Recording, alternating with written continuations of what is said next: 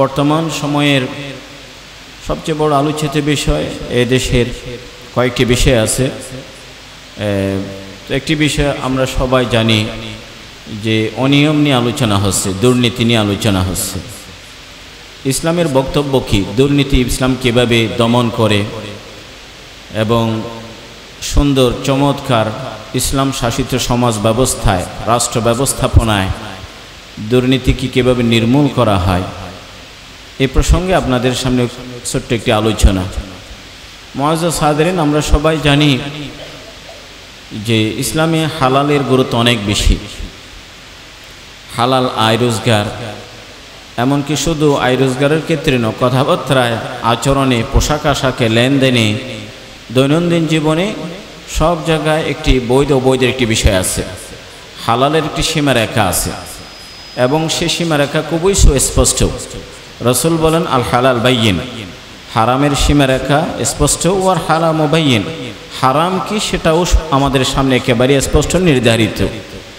এই যে হালাল খাওয়ার গুরুত্ব, বৈধ আয়ের গুরুত্ব, রব্বুল আলামিন সমস্ত আম্বিয়া কেরামকে অন্যান্য আমল, নেক আমলের আগে সবচেয়ে বেশি আগে গুরুত্ব দিয়েছেন হালাল উপার্জন, হালাল খাওয়ার ক্ষেত্রে। ইয়া আইয়ুহার রাসূল কুলু মিনাত তাইয়্যিবাত, এরপরে ওয়া'মালু সালিহা। সমস্ত আম্বিয়া কেরামকে, প্রত্যেক নবী আমরা জানি জীবন জীবিকার মাঠে তারাও সংগ্রাম করেছে, তারাও বৈধ আয় রোজগারের কোনো না কোনো পেশা অবলম্বন করেছে। ইসলাম কোনো পেশাকে ছোটোভাবে দেখে না, যে কোনো পেশা সৎ পন্থায় হলে ইসলাম এটাকে গুরুত্বের সাথেই দেখে। কাজে কোনো নবী রাজমিস্ত্রি ছিলেন, কাঠমিস্ত্রি ছিলেন, কার্পেন্টার ছিলেন, কর্মকার ছিলেন, রাখাল ছিলেন, এগুলো আম্বিয়া কেরামের ক্ষেত্রে আমরা জানি। হযরত জাকারিয়া আলাইহিস ইসলাম বলা হয় নজ্জারন, এই যে কাঠমিস্ত্রি ছিলেন। নূহ আলাইহিস ইসলাম ইয়াসনাউল ফুলক, জাহাজ তৈরি করতেন। মূসা আলাইহিস ইসলাম রাইয়ান, রাখাল ছিলেন। এমনকি হযরত দাউদ আলাইহিস ইসলাম, যিনি পয়গম্বরের বাবা এবং ফিলিস্তিনি অঞ্চলের 40 বছরের শাসক, রব্বুল আলামিন যার জন্য বলে আলান্না লাহুল হাদিদ, লোহা দাউদের হাতে মোমের মতোই নরম, এবং সে লোহা দিয়ে কী তৈরি করবে তাও আল্লাহ পাক শেখান। ওয়া আল্লামনাহু সানাআতা লাবুস, যুদ্ধের পোশাকিতা তৈরি করতেন। তিনি একজন পয়গম্বর হয়ে, রাষ্ট্রপ্রধান হয়ে লোহা দিয়ে যুদ্ধের পোশাক তৈরি করে বাজারে গিয়ে বিক্রি করতে মোটেও সংকোচ বোধ করতেন না, তা ওনার পেশা। রাসূলুল্লাহ সাল্লাল্লাহু আলাইহি ওয়াসাল্লাম সাইয়্যিদুল মুরসালিন, সাইয়্যিদুল আম্বিয়া, তিনি অকপটেই বলেন কুনতু রাইয়ান কুনতু আরআ আগনাম আহলি মক্কা, আমিও মক্কাবাসীর ছাগল চড়াতাম আজিয়াত পাহাড়ের পাদদেশে, এবং তাও কোনো বড় মোটা অঙ্কের বেতন ছিল না, সামান্য পারিশ্রমিক। আলা করারি আহলি মক্কা, রাসূল শ্রম দিয়েছেন, রাখাল হিসেবে পরিচয় দিচ্ছেন। তাহলে আম্বিয়া কেরাম তাদের জীবিকা নির্বাহের জন্য কোনো না কোনো পেশা অবলম্বন করেছিলেন, এটা আল্লাহ পাকের হুকুম, কুলু মিনাত তাইয়্যিবাত। এরপরে নামাজ, রোজা, যাকাত, হজ, যত জিকির আজকার হতে পারে এটি পরে। হালালের গুরুত্ব আগে, নামাজ ইবাদত বন্দেগী এটি পরে। হালাল খেলেই পরে আমলের নূর পয়দা হয়, আমলের জজবা পয়দা হয়, আমলের আগ্রহ তৈরি হয়। এই জন্য হালাল খাও, মসজিদে যাও। আবার মসজিদে যাওয়ার পরে বসে থাকার সুযোগ নেই। ইবাদত বন্দেগীর পরে আল্লাহ পাকের নির্দেশ হলো ফাইদা কুদিয়াতিস সালাহ ফান্তাশিরু ফিল আরদ, যেই জায়গা থেকে ছুটে গেছো মসজিদে নামাজ শেষ, আবার সেই ছুটে আসতে হবে কর্মক্ষেত্রে। দোকানদার দোকানে যাবে, কৃষক ক্ষেত খামারে যাবে, অফিসার তার কর্মস্থলে যাবে, প্রত্যেকে নিজ নিজ জায়গায় যাবে। কী জন্য যাবে সেটা আল্লাহ পাক নির্ধারণ করে দেন। ওয়াবতাগু মিন ফাদলিল্লাহ, সেখানে অলস সময় কাটানোর জন্য নয়, স্টেডিয়াম ভিড় করার জন্য নয়, চায়ের দোকানে আড্ডা দেবার জন্য নয়, জীবনটাকে খিল করবার জন্য, অপচয় করার জন্য নয়। ওয়াবতাগু মিন ফাদলিল্লাহ, আল্লাহ পাকের রিজিক অন্বেষণ করো, হালালের মাঠে দৌড়ে যাও।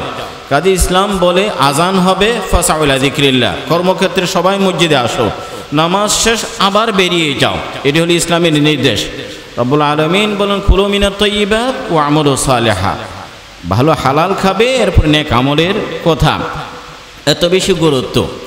অথচ আজকে যে আমরা যেটা বারবার অনিয়ম, দুর্নীতি বা বৈধ অবৈধ যেভাবেই হোক পয়সা উপার্জনের লোভ লালসার শিকার হয়ে যে একটি প্রতিযোগিতা, এটা ইসলাম কীভাবে দমন করেছে দেখুন।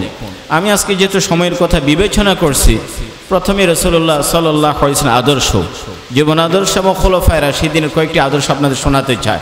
সময় যদি আমাদের কোলায় এ প্রসঙ্গে হালালের গুরুত্ব নিয়ে হয়তো আরও দু একটি শব্দ আপনাদের সামনে উপস্থাপন করতে পারবো। রাসূলুল্লাহ সাল্লাল্লাহু আলাইহি ওয়াসাল্লাম জামানায় ইবনুল লাদবিয়া নামে বুখারী শরীফের এক হাদিস, তাকে পাঠালেন গভর্নর বানিয়ে এবং রাষ্ট্রে বিভিন্ন জায়গায় অসর খারাজ ইত্যাদি উসুল করবার জন্য। তিনি গেলেন, ফিরে আসেন এবং বললেন রাসূলুল্লাহ সাল্লাল্লাহু আলাইহি ওয়াসাল্লামকে, এটি আমার জন্য এবং এটা রাষ্ট্রীয় তহবিলের জন্য, কোষাগারের জন্য। আল্লাহ নবী যখন কোথাও অসঙ্গতি দেখতেন, কোনো মানুষের মধ্যে অন্যায় দেখতেন, যত বড় অপরাধী হোক, এটি নবীর দয়া, নবীর রহমত, তিনি স্পেসিফিকলি নির্ধারিতভাবে তাকে আঘাত করে রাসূলুল্লাহ সাল্লাল্লাহু আলাইহি ওয়াসাল্লাম যখন এইরকম কোনো অসঙ্গতি দেখতেন, তিনি মসজিদে নববীতে দাঁড়িয়ে ভাষণ দিতেন, খুতবা পেশ করতেন, সবার উদ্দেশ্যেই কথা বলতেন, যাতে করে এটি আগামী দিনে পুনরাবৃত্তি না হয়। রাসূল বলেন সাল্লাল্লাহু আলাইহি ওয়াসাল্লাম, কি হয় কিছু মানুষকে আমি দায়িত্ব দিয়ে পাঠাই, কোথাও পাঠাই, এবং দায়িত্ব পালন শেষে সে বলে এটি আমার, এটি রাষ্ট্রীয় তহবিলের, এটা রাষ্ট্রীয় তহবিলের। এবং এটিও বলেন রাসূলুল্লাহ সাল্লাল্লাহু আলাইহি ওয়াসাল্লাম বলেন, কাউকে যদি আমি কোনো দায়িত্ব দিয়ে পাঠাই, সরকারি তহবিল থেকে তাকে বেতন ভাতা দেওয়া হয়, তাহলে বেতনের অতিরিক্ত, ভাতার অতিরিক্ত কোনো এক পয়সাও যদি নেওয়া হয়, এটি ঘুষ হবে, এটি হারাম হবে, এটি অন্যায়, এটি অন্যায়, এটা গুলুল, এটা গনিমতের মাল, আত্মসাৎকৃত সম্পদের যে হুকুম, এটিও তাই। রাসূল বলেন সাল্লাল্লাহু আলাইহি ওয়াসাল্লাম, কি হয় কিছু মানুষকে দায়িত্ব নিয়ে পাঠায়, বলে এটা রাষ্ট্রীয় তহবিলের এবং এটি আমার। রাসূল বলেন ফাহাল্লা কাআদা ফি বাইতি আবিহি, সে নিজের বাপের ঘরে বসে তাকে দেখুক, আমার যে বলা হচ্ছে তার বাপের ঘরে এই জিনিস আসে কিনা দেখুক। এটা তাকে দেয়া হয়নি, এটা তার চেয়ারকে দেয়া হয়েছে, এটা তার চেয়ারকে দেয়া হয়েছে। তার মানে রাসূলুল্লাহ সাল্লাল্লাহু আলাইহি ওয়াসাল্লাম সরাসরি এটাকে নাকচ করে দিলেন। কাজে কিয়ামত পর্যন্ত এটি আদর্শ থাকবে, রাষ্ট্রের আমলা যে পদেই হোক, যে জায়গায় থাকুক, বেতনের বাইরে উৎকুচের নামে, বকশিসের নামে, হাদিয়া বা স্পিড মানির নামে, যে নামেই হোক, অতিরিক্ত কোনো পয়সা নেবার সুযোগ নেই। রাসূল বলেন কেউ যদি এভাবে নিয়ে আসে কিয়ামতের মাঠে, বুখারী শরীফের হাদিস, এটা গুলুল, জাআ ওয়া বিমা গাল্লা বিহি ইয়াউমাল কিয়ামা, সে যা আত্মসাৎ করছে ওভাবে আসবে। সেই জামানায় যেহেতু মানুষ উৎকুচ হিসেবে উট নিত, ছাগল নিত, গরু ইত্যাদি নিত, রাসূল বলেন সাথে এগুলো নিয়ে আসবে। শুধু তাই নয়, তার মুখ দিয়ে, জবান দিয়ে ছাগল নিলে ছাগলের বে বে আওয়াজ বের হবে, গরু নিয়ে থাকলে গরুর মতো হাম্বা হাম্বা আওয়াজ বের হবে, উট থাকলে উটের শব্দ তার মুখ দিয়ে বের হবে। আল্লাহ নবীর জামানায় যেহেতু বিচার বিভাগের স্বাধীনতা ছিল, ন্যায় বিচার প্রতিষ্ঠিত ছিল, এই জন্য কি অন্যায় করে পার পেয়ে যাবে এরকম সুযোগ ছিল না। তো রাসূল বলেন সাল্লাল্লাহু আলাইহি ওয়াসাল্লাম, আল্লাহ নবীর জামানায় কোন এক মহিলা চুরি করে, তো চুরির শাস্তি যেহেতু অভিজাত পরিবারের, এটি মওকুফ করার জন্য বনু মখজুমিয়ার আল্লাহ নবীর কাছে সুপারিশ করার জন্য চেষ্টা তদবির চলছে। চিন্তা করে দেখে প্রত্যেকের কথা তো রাখা যাবে না, আল্লাহ নবী যাকে বেশি ভালোবাসেন তাকে পাঠায়। ওসামা ইবনে যায়েদকে পাঠানো হলো। আল্লাহ নবী রেগে গেলেন, তোমরা কেমন কিভাবে সাহস করলে, কেন জানো বাইতুল বনি ইসরায়েল কেন ধ্বংস হলো? সে জামানা অভিজাত পরিবার কেউ অন্যায় করলে তাকে ছেড়ে দেওয়া হতো, সাধারণ কেউ অন্যায় করলে তার হাত কেটে দেওয়া হতো। রাসূল বলেন আমার কন্যা, আদরের দুলালি, আমার কলিজার টুকরো ফাতেমাও যদি অন্যায় করে থাকে, তার হাত কেটেও আমি পিছপা হব না, হাত কাটতে পিছপা হব না। কাজে অন্যায় বা অনিয়ম করার কেউ সাহস করেনি। ইসলামের নিয়ম হলো যে আপনারা জানেন কিয়ামতের মাঠে 4 বা 5টি যে প্রশ্ন করা হবে, 5টি প্রশ্ন করা হবে, সেখানে 2টি প্রশ্ন কিন্তু আমাদের আয় রোজগার সংক্রান্ত, এলম বা জ্ঞান আমল নিয়ে প্রশ্ন একটাই, প্রশ্ন একটাই, যা শেখা হলো আমল হয়েছে কিনা, খুদ থেকে শিখেছি, কার কাছে জেনেছি এটা নিয়ে প্রশ্ন নেই, যা শোনা হয়েছে, জানা হয়েছে, এটি নিয়ে আমল হয়েছে কিনা এটি প্রশ্ন। কিন্তু সম্পদের ক্ষেত্রে আলাদা 2টি প্রশ্ন, আলাদা 2টি প্রশ্ন। আমার পকেটে কোত্থেকে আসছে সেটিও হিসাব দিতে হবে, পকেট থেকে বের হওয়ার পর কোথায় গেল সেটিও হিসাব দিতে হবে। তার মানে আয়ের খাতও প্রদর্শন করতে হবে, ব্যয়ের খাতও দেখাতে হবে, ব্যয়ের খাতও দেখাতে হবে। কাজে যা ইচ্ছা তা ঢুকাতে পারি না, যেখানে ইচ্ছা সেখানে ব্যয় করতে পারি না। এটা কিয়ামতের মাঠের প্রশ্ন। মিন আইনা ইকতাসাবাহু ওয়া ফিমা আনফাকাহু।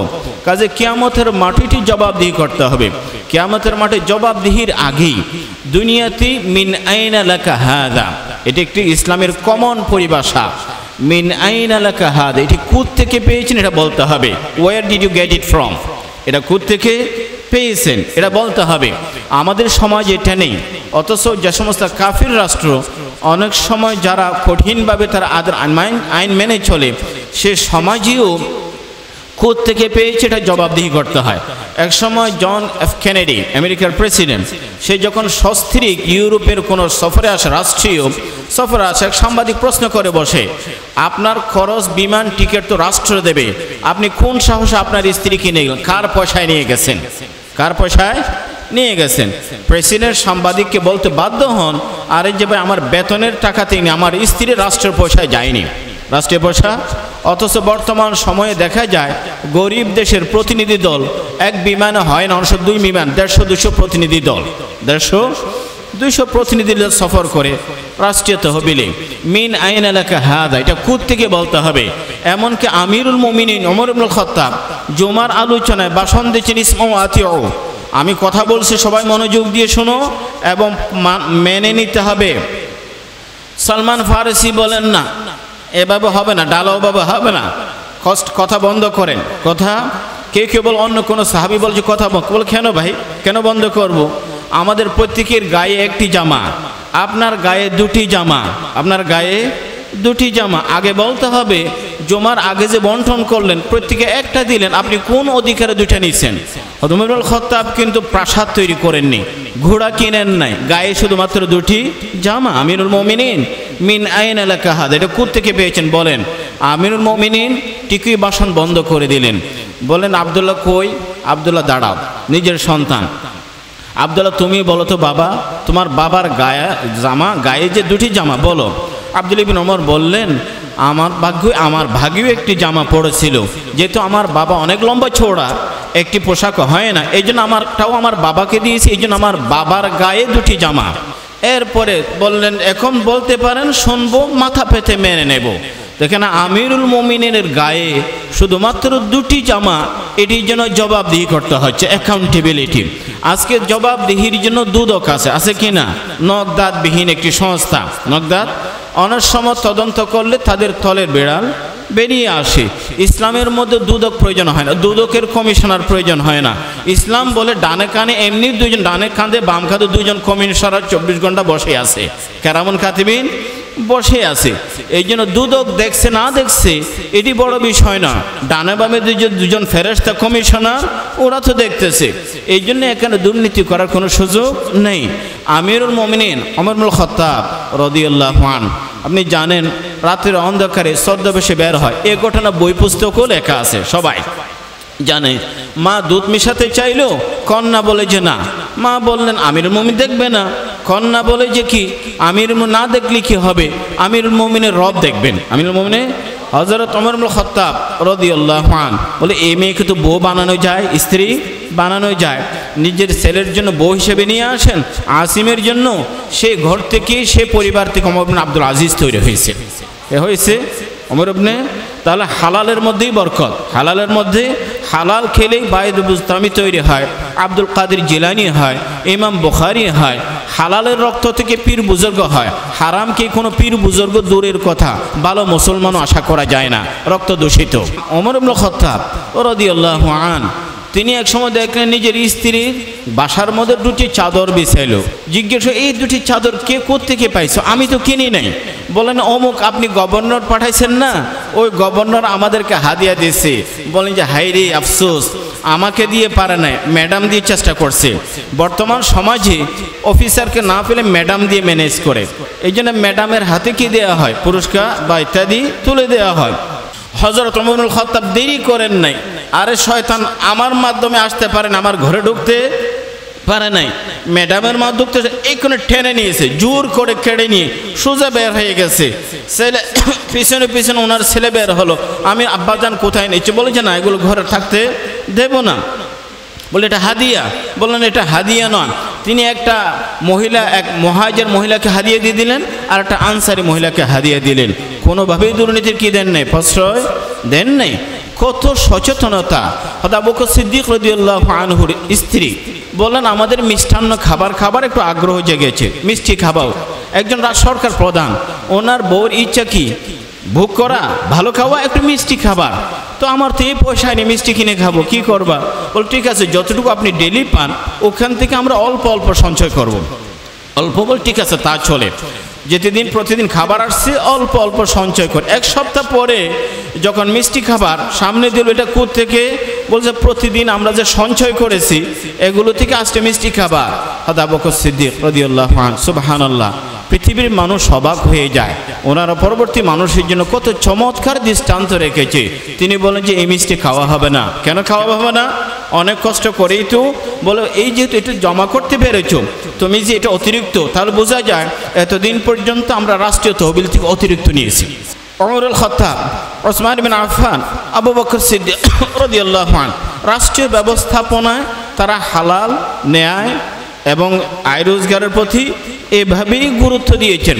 ওমর ইবনে আব্দুল আজিজ, ওমরে সানি বলা হয়, উনি এক সময় আপেল খাবার জন্য একটু আগ্রহ, আপেল কিনতে পারছেন না।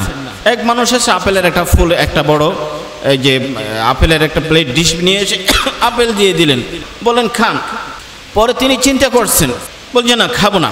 কেন খাবেন না? তো লোকটি বলে যে রাসূলকে হাদিয়া দিলে আল্লাহর নবী কবুল করতেন। হযরত আবু বকর সিদ্দিককে হাদিয়া দিলে তিনিও কবুল করতেন। ওমর ইবনে খাত্তাবকে হাদিয়া তিনিও কবুল। আপনি কি আবু বকর ওমরের চেয়ে বড় হয়ে গেছেন, হাদিয়া কবুল করছেন না? তখন তিনি বললেন যে হযরত আবু বকর সিদ্দিক, হযরত ওমর ইবনে খাত্তাবের জন্য ঠিকই এগুলো হাদিয়া ছিল, কিন্তু আমাদের জামানে এটি হাদিয়া নেই, এটি রিশওয়া, এটা ঘুষ। হযরত ওমর ইবনে খাত্তাবের আরেকটি ঘটনা বলি। ওনাকে হযরত ওমর উটের পা পছন্দ করতেন, ছাগলের পায়া পছন্দ করে না, উটের পা পছন্দ করতেন। এই জন্য এক লোক মাঝে মধ্যে হযরত ওমর ইবনে খাত্তাবের জন্য এই উটের পায়া নিয়ে আসতেন হাদিয়া। এক সময় সেই লোকটা কোনো না কোনো বিচার নিয়ে আসে। ওমর ইবনে খাত্তাবকে বলেন, আপনি এভাবে বিচার করবেন, ইগজি ওয়াফসিল কামা ইউফসালুল রিজুলু মিনাল জাজুর, এভাবে করে আপনি চূড়ান্ত ফয়সালা করবেন যেভাবে করে উট থেকে তার পায়াটা পৃথক করে দেওয়া হয়। ইশারা করছে, কি করছে? ইঙ্গিত। হযরত ওমর ইবনে খাত্তাব এরপর থেকে আর কারো কোনো হাদিয়া কবুল করেন নাই। কারণ যেগুলো হাদিয়া বলা হচ্ছে মূলত এগুলো হাদিয়া নয়, এটা ঘুষ। রাসূল বলেন সাল্লাল্লাহু আলাইহি ওয়াসাল্লাম, কোনো সমাজে যদি সুদ ছড়িয়ে পড়ে সেখানে মন্দাভাব দেখা যায়, আর কোনো সমাজে যদি ঘুষ ছড়িয়ে পড়ে নিরাপত্তাহীনতা, শত্রুর ভয় এটি ছড়িয়ে পড়ে। আজকে আমরা পূর্বের পশ্চিমের নানা জায়গার ভয়ভীতি আতঙ্ক কাজ করে। কারণ হলো সমাজের মধ্যে যখন এরকম অনিয়মগুলো ছড়িয়ে পড়ে তখন পুরুষ হলো কোটো মানুষই অনিরাপদ। দুর্নীতি, সুবহানাল্লাহ, এটি বললে তো নানা জায়গায় কথা হবে। এটা আমাদের প্রধান এবং প্রথম সমস্যা। দেশ আগাতে পারছে না কেন? আগানো সম্ভব না, এভাবে করে আগানো। আমরা দেখি এদেশের ৮০ লক্ষ থেকে ১ কোটি মানুষ প্রবাসে, যারা বাইরেই যান, অনেক কষ্ট করে, রোদে পড়ে মিল কারখানা কাজ করে, কঠিন কাজ করে, তারা কিন্তু তাদেরকে আমরা রেমিটেন্স যোদ্ধাও বলি, এদেশের জন্য ডলার পাঠায়। ১ কোটি মানুষ বা ৮০ লক্ষ মানুষ যে টাকাগুলো পাঠায়, এসি রুমে বসে ৮০ জন বা ১৮০ জন ওগুলো বাইরে পাঠিয়ে দেয়। দুর্নীতির কারণে সমস্যাটা কোথায় দেখেন? একটা সমাজে যখন সব জায়গায় ঘুষ, দুর্নীতি, অনিয়ম ছড়িয়ে পড়ে, এগুলোকে তারা বলে যে কালো টাকা। কি বলে? কালো টাকা বলে না? কালো টাকা মানে অবৈধভাবে আইতো। এই কালো টাকাগুলো সাদা করার জন্য আবার কিছু লোক দেখা যায় কেউ ওমরা এবং হজে গিয়ে কাবা শরীফের কালো গিলাফ চাদর ধরে মোনাজাত করে কি না? আচ্ছা, ধরে কোনো মানুষ যদি কালো টাকা নিয়ে ওমরা করে আর কালো গিলাফ ধরলে কি তার কালো টাকা সাদা হয়ে যাবে? এটা কি হবে না? এটা সাদা হবে না। রাসূল বলেন, এটা কি কথা? এক মানুষ আসলো, রুব্বা আশআফা আকবার ইউতিলুস সফর, চুলগুলো বিক্ষিপ্ত, কারণ দূর থেকে সফর করে আসছে, গায়ে ধুলোবালি। এরপরে মনে করুন কাবা শরীফের ৩৬ দীর্ঘ একটা মোনাজাত, ইয়া রব ইয়া রব, আল্লাহ নবী বলছেন ইয়া রব বলার আগে তুমি দেখো মালবাসও হারাম, মশরবও হারাম, মতামও হারাম, গায়ে যে পোশাক সেটিও হারাম, যা খাইছে সেটিও হারাম, হোটেল ভাড়া 5 স্টার হোটেল সেটিও কি হারাম, বিমানের টিকিট সেটিও হারাম। তাহলে তুমি সব হারামে জড়িয়ে এখানে ইয়া রব বললে আল্লাহর নবী নিজেই বলছেন তার দোয়া কবুল হবে না। ফান্না ইস্তেজাব লহু, ফান্না ইস্তেজাব লহু, দোয়া কেমনে কবুল হবে? দোয়া কবুল হজ করো, ওমরা করো। আমাদের ভুল হলো মানুষ মনে করে হারাম খাওয়ার পরে শেষের দিকে যখন দুর্নীতি করে কোটি টাকার মালিক হবে, কোনো মসজিদকে 20 লাখ টাকা অনুদান দিয়ে মসজিদ কমিটির সভাপতি হয়ে যাব। 2-4 রাকাত নফল নামাজ বেশি পড়লাম, মোটেও না। নফল নামাজ বেশি পড়ে, রোজা নফল রোজা বেশি রেখে, অথবা নফল অন্যান্য আবাদত বন্দি করে সবচেয়ে বড় আবেদ হওয়া যায় না। রাসূল বললেন না, সবচেয়ে বড় আবেদ হবার জন্য সবচেয়ে বেশি আবাদত করা নয়। ইত্তাকিল মাহারিম তখন আবাদান নাস। তোমার ফরজ সুন্নতে মুআক্কাদায় আছে, বেশি নফল নামাজও নেই, বেশি নফল রোজাও নেই, তবে কোনো ধরনের হারাম ঢুকতে দেয় না। কোনো ধরনের হারাম, যে মানুষটা হারাম থেকে নিজেকে বাঁচিয়ে রাখতে পেরেছে, নিজেকে দূরে রাখতে পেরে, সে সবচেয়ে বড় ইবাদত গুজার, সবচেয়ে বড় ইবাদত গুজার। তাহলে বোঝাই যায় আমরা যে সবাই দোয়া করি, এত দোয়া করি, দোয়া কবুল হয় না কেন? কারণ দোয়া কবুল হওয়ার অন্তরায় হলো, বাধা হলো হারাম খাওয়া। সাদ বিন আবি ওয়াক্কাস বলেন ইয়া রাসূলুল্লাহ, সম্পর্কে বাগিনা সাদ বিন আবি ওয়াক্কাস মামা, সাদ বিন আবি ওয়াক্কাস মামা, দোয়া করেন আল্লাহ পাক যেন আমার দোয়া কবুল করে, মুস্তাজাবুদ দাওয়া। রাসূল বলেন আতিব মাতামাকা, তখন মুস্তাজাবুদ দাওয়া। তোমার হালাল খাও, ঢুকানোর সময় খেয়াল করো, এই মুখ দিয়ে হারাম বের হবে না, কথা হারাম বের হবে না, এবং এই মুখ দিয়ে হারাম ঢুকবে না, হারাম ঢুকবে না। যখন যে মুখ দিয়ে হারাম কথা বলে না, মিথ্যা বলে না, গীবত করে না, পরচর্চা করে না, পরনিন্দা করে না, হারাম খায় না, এ মুখের অনেক কদর, এ মুখের অনেক দাম। কাজে সে মুখ দিয়ে উচ্চারিত যে কোনো দোয়া আল্লাহ পাকের কাছে অনেক গুরুত্বপূর্ণ। তখন মুস্তাজাবুদ দাওয়া। তোমার মুখ খাবার পবিত্র রাখো, দেখবা তোমার প্রতিটি দোয়া কবুল হচ্ছে, তখন মুস্তাজাবুদ দাওয়া, দোয়া কবুল হয়। এই জন্য ইসলামের মধ্যে আয় রোজগার খুবই এমন কিটি ফরজ, কাসবুল হালাল ফরিদাতুন বাদাল ফরিদা। এই জন্য আমরা এটা দিনের বাইরে মনে করি। দোকানদার, ব্যবসায়ী ভাই যে ব্যবসা করে, কৃষক যে ক্ষেত খামারে ব্যস্ত, অফিসার যে অফিসে, এবং শিক্ষক তার প্রতিষ্ঠানে, প্রত্যেকে কোথাও না কোথাও ব্যস্ত। এগুলো মোটেও দুনিয়া নয়, এটা মোটেও কি নয়, দুনিয়া নয়। এটা তো আল্লাহ পাক ফরজ করেছেন। কৃষক যদি কৃষিক্ষেত্রে না যাবার কারণে তার ছেলেগুলো অভুক্ত থাকে, দোকানদার যদি ব্যবসা না করার কারণে তার পরিবারের সদস্যরা অনাহারে থাকে, শিক্ষক যদি শিক্ষকতা না করার কারণে তার পরিবার পরিজন যদি অনাহার অভুক্ত যদি তাকে গুনাহগার হবে কিনা? গুনাহগার হবে। কাজী নামাজ যেমন ফরজ, জীবিকার মাঠে যাওয়াও ফরজ, জীবিকার মাঠে যাওয়াও কি ফরজ। তাহলে কাজে এটা দিনের অংশ, এটা দুনিয়া নয়, দিনের অংশ, দুনিয়া নয়। এই জন্য হালালের ময়দানে ছুটে যেতে হয়, হালালের জন্য ঘাম জড়াতে হয়। হালালের জন্য ঘাম জড়ালেও আল্লাহ পাকের কাছে ঘামের দাম আছে। কোনো মানুষ যদি ক্লান্ত শরীর নিয়ে বাসায় ফিরে আসে, ঘুমায়, হাদিস শরীফে বাতা মাগফুরান লাহু, তার সগীরা গুনাহ মাফ। আল কাসিব হাবিবুল্লাহ, কাজ করতে করতে হাত অমসৃণ, হাতে দাগ পড়ে গেছে। এই খেটে খাওয়া মানুষের হাতের দাম আল্লাহ পাকের কাছে অনেক বেশি, আল্লাহ পাকের কাছে অনেক বেশি। এই জন্য হালালের জন্য যাওয়া, হারাম থেকে দূরে থাকা। এই যে আজকে ন্যায় অন্যায়, আমি এক সময় বলি, মহাত্মা গান্ধী নাকি এক সময় বলেছিল তোমরা দুর্নীতি, ঘুষ ইত্যাদি করবে, এটা অন্যায়। এটা কি? অফিসে যখন আলোচনা হলো যে ভাই আমাদের রাষ্ট্রপ্রধান ঘোষণা দিয়েছে এটা অন্যায়, কেউ যেন ঘুষ না খায়, যে ঘুষখোর সে বলে যে না তোমরা ভুল শুনেছো। কে শুনেছো? ভুল শুনেছো, অন্যায় বলেনি, এটা অন্য আয় বলছে। কি বলছে? অন্য। এটাকে অন্য আয় মনে করলে হবে না, এটাকে অন্যায় বলতে হবে। এটা কি বলতে হবে? এটাকে অন্যায়। রাসূল বলেন সাল্লাল্লাহু আলাইহি ওয়াসাল্লাম, আর রাশি ওয়াল মুরতাশি কালাহুমা ফিন্নার। ঘুষদাতা, ঘুষ গ্রহীতা, ঘুষদাতা, ঘুষ গ্রহীতা উভয়জন জাহান্নামে। তবে হ্যাঁ, সেখানে মাসালা আছে। আপনি পয়সা না দিলে পাসপোর্ট পাচ্ছেন না, আপনার জমিন হচ্ছে না, আপনার মৌলিক অধিকার, পরিস্থিতির শিকার হলে সেটা ভিন্ন কথা। কিন্তু টাকা পয়সা দিয়ে এর যখন দুর্নীতি হয়, ঘুষ চালু থাকে, তখন সমস্যা কোথায় বেশি জানেন? হতে পারে যদি ঘুষ চালু থাকে, আপনি এমন একজন ডাক্তারের সামনে হাজির, যে ডাক্তার কোনোদিন মেডিকেলে পড়াশোনা করে নাই, শুধু পয়সা দিয়ে ডাক্তার হয়েছে, তাহলে এই ডাক্তারের হাতে রোগী সুস্থ হবে নাকি কবরস্থান আবাদ হবে? কবরস্থান আবাদ হবে। যদি ঘুষ থাকে, কি থাকে, যদি ঘুষ থাকে দেখবেন ল্যাবের মধ্যে আপনার টেস্ট করে। এক সময় বাংলাদেশের শিল্পপতি বলছে সিঙ্গাপুর গেছে, কারণ তার পেটের মধ্যে নাকি বাংলাদেশে MRI এখানে তেলা পোকা দেখা গেছে। কি গেছে? আচ্ছা পেটের ভিতরে তেলা পোকা। তো সিঙ্গাপুরের ডাক্তাররা হাসাহাসি করে, তোমার দেশে এই গর্দ প্যাথোলজিস্ট কোথায় আসছে? তোমার পেটে তেলা পোকা ছিল না, মেশিনের মধ্যে তেলা পোকা ছিল। মেশিনের মধ্যে কী ছিল? তেলা পোকা ছিল। কারণ দেখা যায় যে এগুলো যখন অনিয়ম হয় তখন ওষুধ ঠিক মতো কি কাজ করে, ওষুধের মতো ওষুধের মাল নেই, পরোটার মতো পরোটার কি নেই, জিনিস নেই। পড়াশোনা না করেও ডাক্তার, পড়াশোনা না করে ইঞ্জিনিয়ার, পড়াশোনা না করে শিক্ষক, পড়াশোনা না করে সব জায়গা অনিয়ম আর অনিয়ম।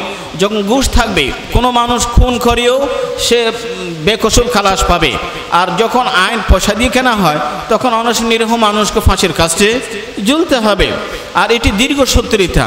আমি একসময় বলি, যখন ঘুষ চালু হয়, এক সময় করাচিতে নাকি ঘোষণা হলো যে যেখানে এ শহরে কোনো আর যেন গরু না থাকে, কি না থাকে, গরু না থাকে। যেহেতু গরু থাকতে পারবে না, সব গরু নাকি চলে যাচ্ছে শহরের বাইরে চলে। তো মহিষও দৌড়াদৌড়ি করে, মহিষ চলে যাচ্ছে। মহিষকে কেউ বলে এটা একটি সমাজের অবস্থা তুলে ধরবার জন্য বলা হচ্ছে তুমি কেন দৌড়াচ্ছ? গরু তো নিষেধ করা হয়েছে, তোমাকে তো নিষেধ করা হয়নি। সে বলল এই দেশে যে ঘুষ, যেভাবে ঘুষ খায় সব জায়গায়, সব বাহিনী, সব প্রতিষ্ঠানে, আমি যে মহিষ, আমি যে গরু নয়, এটি প্রমাণ করতে 30 বছর লাগবে। আমাকে কি লাগবে? 30 বছর লাগবে। আসলে যখন অনিয়ম ছড়িয়ে পড়ে সব জায়গায়, তখন দেখবেন নাউজুবিল্লাহ হালালের পথ সংকুচিত হয়ে যায়, হারামের দরজা জানালা খুলে যায়, হারামের দরজা জানালা খুলে যায়। এটি বাস্তবতা। আপনি বৈধ পন্থায় কোনো একটি কাজ করতে 2 মাস লাগে বৈধ পন্থায়, আর টাকা পয়সার লেনদেন হলে 24 ঘন্টায় ডেলিভারি। এগুলো অনিয়ম, এগুলো দুর্নীতি। দুর্নীতি এভাবে করে নানা প্রক্রিয়া যেভাবে আমাদের বলা হচ্ছে ওভাবে দুর্নীতি কোনোদিন দমন হবে না।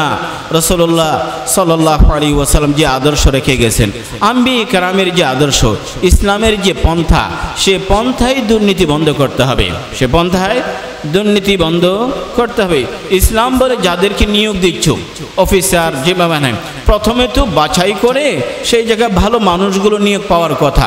এখন কি ভালো মানুষ নিয়োগ পায় নাকি ভালো পেমেন্টের মানুষগুলো নিয়োগ পায়? ভালো পেমেন্টের মানুষগুলো। সবচেয়ে যে আমাদের ছেলেপেলেগুলো এ সমাজে, একজন কন্ট্রাক্টর, আজকে পড়লাম কন্ট্রাক্টর যখন 15 টাকার জায়গা 16 টাকা চায়, সব যাত্রীরা ঝগড়া করে, কি করে, আর অনিয়ম করতে আসছো, পকেট কাটতে আসছো।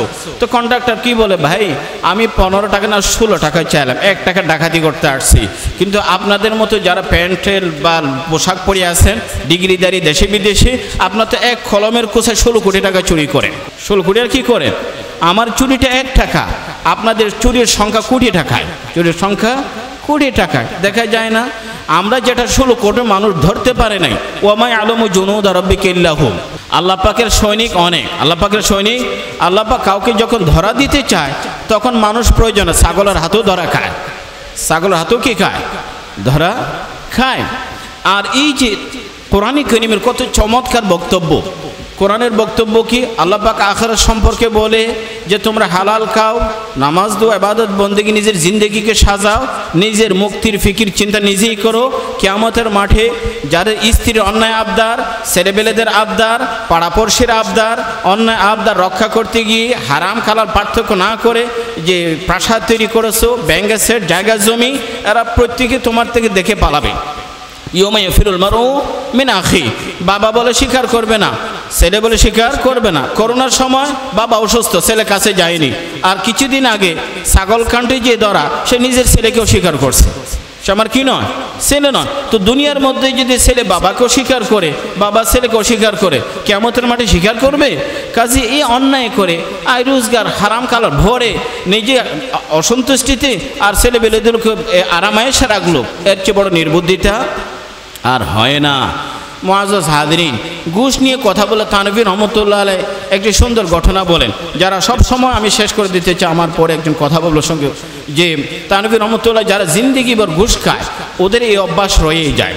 এক ঘুষখোর অফিসার অবসর প্রাপ্তির পরে, সে জামানা অত মোবাইল ক্যামেরা ছিল না, তার একটা শখ জাগলো, একটা ছবি উঠামো, কি উঠামো, একটা ছবি, তো বন্ধু বান্ধব নিয়ে স্টুডিও থেকে একটা সুন্দর ছবি উঠাইছে, সুন্দর ছবি উঠাইছে। এই ছবিটা ডানে বামে বন্ধু সব দাঁড়িয়ে ছবিটা দেখে সবাই প্রশংসা করে, বল ছবি অনেক সুন্দর। কিন্তু এক লোক ধরে ফেলে বলছে না, ছবির মধ্যে একটা বড় সমস্যা আছে। কি সমস্যা? এই যে ঘুষখোর অফিসার, সেই যে ছবি উঠাইছে, প্যান্টে হাত ঢুকাইছে না, নিজের প্যান্টে ঢুকায়নি, ও বন্ধুর প্যান্টের মধ্যে হাত ঢুকায় ছবি উঠাই ফেলছে। তো যারা ঘুষ খায় ওরা ছবি উঠানোর সময় পরের পকেটে হাত দেয়, পরের পকেটে কি দে? হাত দে। এটা অভ্যাস কি বুঝতে পারছেন? তো এগুলো অভ্যাস খারাপ হয়ে যায়। খাই আমাদের কথা হলো হালালের মধ্যেই বরকত, হারামে কোনো বরকত নেই। হারাম কি হয়? এটা নিজের উপর খুব প্রভাব, আমলের তৌফিক হয় না, ছেলেবেলের উপর বিরূপ প্রভাব, মানুষ হয় না, সমাজের উপর প্রভাব, অনাস্থা সৃষ্টি হয়, রাষ্ট্রের উপর বিরূপ প্রভাব, পিছিয়ে পড়ে। কি পড়ে? পিছিয়ে পড়ে। এটি রাষ্ট্রের উন্নতির জন্য, সমাজের শৃঙ্খলা নিরাপত্তার জন্য, ব্যক্তির পরিশুদ্ধির জন্য, পরিবারের শান্তি শৃঙ্খলার জন্য বৈধ ইনকাম চায়। কি চায়? হালাল। হালাল। আমাদের মা বোনদেরকে বলবো, স্বামীকে বলে দেন পরিষ্কার ভাষায়, নুন পান্তা খাবো, তোমার অবৈধ ইনকাম চায় না, অবৈধ ইনকাম চায় না। তারাও যদি সহযোগিতা করে, অনেক স্বামীরা দুর্নীতি দূরে থাকবে, ছেলেবেলেগুলো সাহায্য করলে বাবারা দুর্নীতি থেকে দূরে থাকবে। কাজে যে দুর্নীতি অনিয়মের কথা বলা হচ্ছে, এটা সুন্দর চমৎকার ইসলামী বিধানের বাইরে কখনো দুর্নীতি দমন করা সম্ভব হবে না। আর যতদিন পর্যন্ত দুর্নীতির লাগাম টেনে ধরা সম্ভব হবে না, এটা টুটি চেপে ধরে, এটা কোনোদিন যদি দ্বারা না হয়, তাহলে কোনোদিন দেশ বলেন, রাষ্ট্র বলেন, অর্থনৈতিক প্রবৃদ্ধি বা সমৃদ্ধির বলেন, সুখ শান্তির কথা বলেন, কর্মসংস্থান বলেন, বেকারত্ব দূরের কথা বলেন, কিছুই হবে না। 50 বছর কাজের কাজ কিছু হয়নি। একদিক দিয়ে খেটে খাওয়া মানুষগুলো টাকা পাঠাবে, অন্যদিকে বিলাসী শ্রেণীর মানুষগুলো second home, third home, fourth home করবে। কি করবে? এরা দুর্নীতি করে এদের 3 কোটিও হয় না, অথবা 30 কোটিতে হয় না, এমনকি 3000 কোটিতেও হয় না, 3000 কোটিতেও হয় না। এই জন্য ভাই আমরা এই হালালের কথা যে বললাম, আম্বিয়া কেরামের প্রতি নির্দেশ, রসুল বলেন সাল্লাল্লাহু আলাইহি ওয়াসাল্লাম, নবী রসুলদের প্রতি যে নির্দেশ, মুমিনদের প্রতি কি একই নির্দেশ। আমরা প্রত্যেকে নিজের অবস্থান থেকে হালাল হালাল হালালের মধ্যেই থাকবো, হারাম যতই এটা লোভনীয় হোক সেই জায়গা থেকে দূরে থাকবে। আলহামদুলিল্লাহ এখনো এই দবসে আছে, নানা বাহিনীতে আছে, এমনও আছে পুরো জিন্দগি চাকরি করেছে। এক বড় সচিব, আমি নাম বলছি না, মরহুম আল্লাহ জাহাজ নসিব করুক, একসময় ইসলামী ব্যাংকের চেয়ারম্যান ছিলেন, সচিব ছিলেন, এনবিআর চেয়ারম্যান ছিলেন। উনি বলেন জিন্দগিতে আমার উপর কোরবানি ওয়াজিব, জাকাত তো দূরের কথা, কি হয়নি, কোরবানিও কি হয়নি।